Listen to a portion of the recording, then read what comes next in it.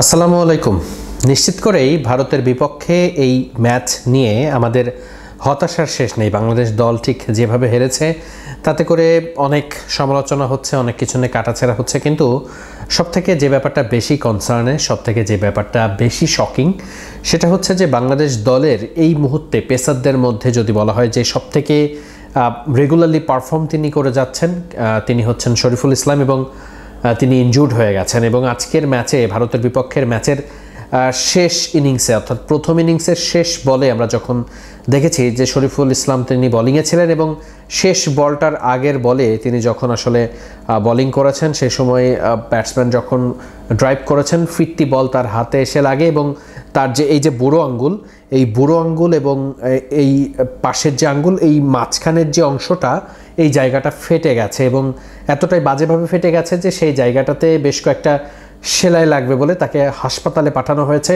তিনি হসপিটাল থেকে এই মুহূর্তে আমরা যতটুকু জানতে পেরেছি তিনি হোটেলেও ফিরে গেছেন, কিন্তু তার ওই সেলাইয়ের জায়গাটা বেশ লম্বা অংশ জুড়েই ফেটে গেছে, ক্ষতিগ্রস্ত হয়েছে এবং ঠিক সে কারণেই শরীফুলকে কমপক্ষে 7 থেকে 8 দিন মতো তাকে মাঠের বাইরে থাকতে হবে বা তাকে বিশ্রামে থাকতে হবে।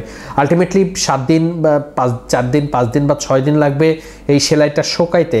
কোনো ক্ষেত্রে তার থেকে বেশি সময় লাগতে পারে, কারণ আমাদের দেশের ক্রিকেটাররা কিন্তু ওই যুক্তরাষ্ট্রের কন্ডিশনের ক্রিকেটার নয়। সেই জায়গাটাতে তাপমাত্রা বেশ কম, বাতাসের আর্দ্রতার পরিমাণও অনেক কম, তাই শুকাতে অনেকটা সময় লাগতে পারে এবং সেই জায়গাটাতে কখনো যদি ওই জায়গাটাতে ইনফেকশন না হয় বা ইনফেকশনের মতো সিচুয়েশন না হয়, আমরা কিন্তু জানি যে কেটে গেলে অনেক সময় ওই যে পুজ বা এই টাইপের সমস্যাগুলো হয়ে থাকে। এই ফাটার অংশটা একটু বেশি হওয়ার কারণে সেক্ষেত্রে যদি খুব বিপদ হয়ে যায় সেক্ষেত্রে 7-8 দিনের বেশিও লেগে যেতে পারে। তবে আপাতত স্বাভাবিকভাবে যেটা জানা গেছে যে সেটা 7 দিন কিংবা 8 দিনের মতো সময় শরীফুলের লাগবে, তারপরে তিনি বোলিংয়ে ফিরতে পারবেন। সেই জায়গাটা রিহ্যাবের জন্য আরও 1 দিন 2 দিন লাগতে পারে। সেক্ষেত্রে 8 তারিখে বাংলাদেশের যে মহা গুরুত্বপূর্ণ ম্যাচ শ্রীলঙ্কার বিপক্ষে এবং দালাসে, সেই ম্যাচটা কিন্তু বাংলাদেশ দল তাদের সবথেকে বড় যে অস্ত্র বর্তমানে আমি বলবো যে পেসারদের মধ্যে শরীফুল, কারণ তিনি প্রত্যেক ম্যাচে পারফর্ম করছেন। আজকের ম্যাচেও তিনি দারুণ বোলিং করেছেন। সেই শরীফুলকে কিন্তু আসলে বাংলাদেশ দল মিস করতে যাচ্ছে বলেই এখন পর্যন্ত মোটামুটি ধারণা করা যাচ্ছে। যদি না ম্যাজিকের মতো রিকভারি তিনি করতে পারেন, 4 দিন বা 5 দিনের মধ্যে সেলাই কেটে ফেলা সম্ভব হয়, তারপরে বোলিং শুরু করতে পারেন, বাট ইটস টু টাফ। কারণ আপনার একটা জায়গায় ফেটে গেছে, সেলাই লাগার পরে সেটা শুকানোর পরে আপনি সেই জায়গাটাতে পুরো রিদমে বোলিং করার মতো শক্তি বা জোর পাবেন, এটা একটু সময় সাপেক্ষ ব্যাপার। সো ওই জায়গাটাতে শরীফুল ইসলামকে প্রথম ম্যাচে বাংলাদেশ দল মিস করতেও পারে। একই সাথে আপনারা সবাই জানেন যে তাসকিন আহমেদ কিন্তু স্টিল ইজ নট ফিট।